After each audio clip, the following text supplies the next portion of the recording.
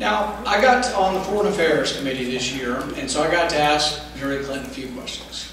But I didn't get finished, so I've still got a few. We'll hopefully get them relayed to the media to her. First question for Hillary Clinton: where in the hell were the Marines?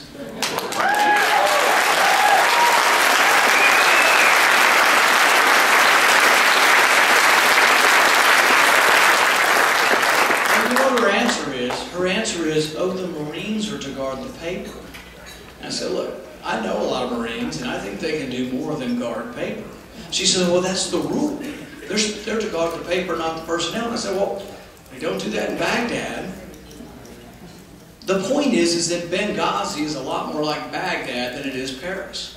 We did a review board of all of this, and there were a lot of mistakes made maybe at the time, after the time. There's all this, cover-up and this and that. But what's always been most important to me is what happened in the 6 months leading up to this. Because there's no excuse in the 6 months leading up to this when your people on the ground, military people and State Department people, are asking for more help. They're asking for security. They're pleading for security, and they got nothing. It was inexcusable. It was a dereliction of duty, and it should preclude her from holding higher office.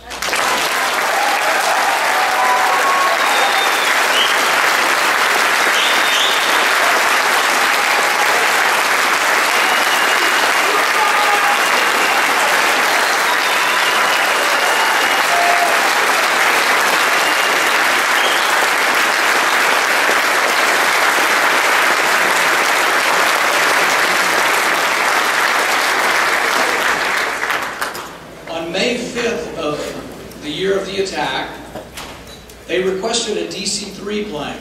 This isn't one of our newest planes. I think we can afford a DC-3 plane when it's requested. But to fly people either around the country or to flee if there was a problem. Denied. 3 days later, though, the State Department approved $100,000 for an electrical charging station because they were greening up the embassy in Vienna. Apparently, the ambassador there has electric cars that he's showing off to his European friends, but he found out the plugs weren't working, so he needed $100,000 to bring special plugs over there so he could plug in his electrical cars. So we don't have enough money to let them have a plane. We're saving money, no plane for you, but we spend $100,000 showing off our climate change philosophy for the Western Europeans. We go through the summer and we find out that the State Department also spent $100,000 on 3 comedians that we sent to India on a Make Chai Not War promotional tour. So we don't have money for security, but we have enough money for comedians to go to India. We also found out last summer, during the midst of all this, before the attacks, that the State Department spent $80 million on a consulate in Mashar al-Sharif in the northern part of Afghanistan that will never be occupied. $80 million will never be occupied. Why? Because they got a 10-year lease, built the building, built the embassy, and then they noticed, hey, you know what, guys? There are balconies that look down on our building from all the way around surrounding our building. Maybe this might be a security risk. We're not occupying the building. And then they have the audacity to come to Congress and say, oh, you didn't give us enough money. Well, maybe it would take some leadership to decide how the money is spent.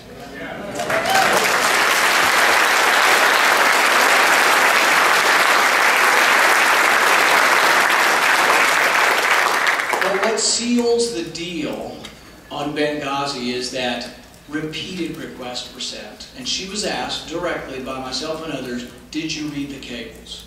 Did you read the request for help? And she said no. She says, I'm busy. I get lots of cables. And I say, look, I don't expect you to read every cable from Bulgaria or Estonia. But I do expect you, from one of the 5 most dangerous countries in the world, Libya, to be reading the cables.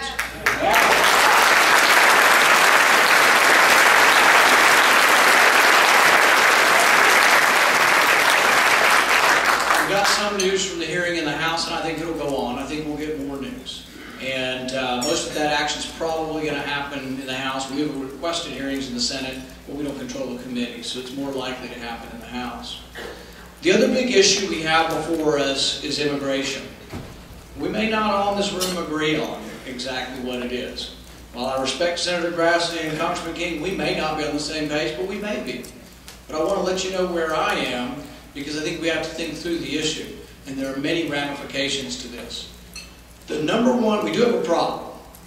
The number one reason why we have illegal immigration in this country is people are not using the work visa program. Farmers are bringing in workers. My state has farmers. I think there's a few farmers here, and they are using some of these workers.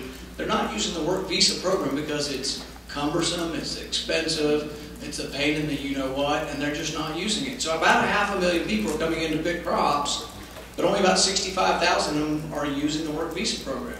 That's how you're getting more illegal immigration. If you don't fix that problem, and if the bill doesn't fix this problem, then we're going to have another 10 million in another 10 years. So you have to fix the work visa problem. But I'm in favor of trying to fix it. So I am in favor of immigration reform. However, I'm concerned about the bill in some ways that Senator Grassley and Congressman King are. I am concerned that one of the things they do is they actually put a cap on work visas. Currently, the ag visas for work, for people to come in, have no cap. The bill's going to actually put a cap on work visas. It's been some kind of negotiated settlement between the labor unions and the Chamber of Commerce, but it sounds like going in the wrong direction, not the right direction. I'm also with Senator Grassley and Congressman King on the fact that I think we were hoodwinked in '86, we were promised security, and it never came. So I think you do have to have security. So I'm right there with them on it. I am going to try to fix it. I know Senator Grassley introduced some amendments to try to make it better too, and you weren't very successful, were you? We're going to try again on the floor. I have an amendment that's called Trust but Verify. What it says is that instead of giving it to the President and saying, Mr. President, you get to decide, Republican or Democrat, whether the border is secure by reading some report, I say that each year we have things we have to look at, and there is a report generated, but we vote on it. Every year we vote on it. In immigration reform, the process of what we do to go forward depends on that vote. So it isn't that we just get a promise from the administration, we actually participate and we vote. If I can get something like that, or if they come towards me and they will make border security, there's a chance I can vote for the bill. Am I worried a little bit about it? Yes. I'm worried I might offend some people. I'm also worried that whether it works or not. If it doesn't work, the people who vote for it will catch blame for it. But I don't want to just say I'm voting no and I'm not going to be for it. I do want to try to fix it because I think there is a problem. I also think that as a party, we need to grow bigger and that we need to attract the Latino vote. This is a very practical thing, and I'm not ashamed to admit it. We need to attract the Latino vote. We need to attract the African American vote. It is somewhat of a gateway issue.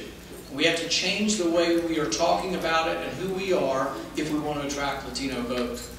And so I say often, and this isn't the legislative solution, but this is what I believe, that we need to treat immigrants with dignity and respect. If you want to work in our country, I want to find a place for you to work. Now that's not the legislative solution. It has nothing to do with whether we're voting or what kind of documentation, but it is that the people are here, and there is a certain sense of de facto amnesty in that they're not going home. Their kids will be voting, and if their kids think we're hostile to them, they're never going to vote for us. We're an increasingly diverse nation, and I think we do need to reach out to other people that don't look like us, don't wear the same clothes, that aren't exactly who we are. We need to reach out. We're going to have to do something. It's the same with the African American population. We do need to reach out. We have a rich history.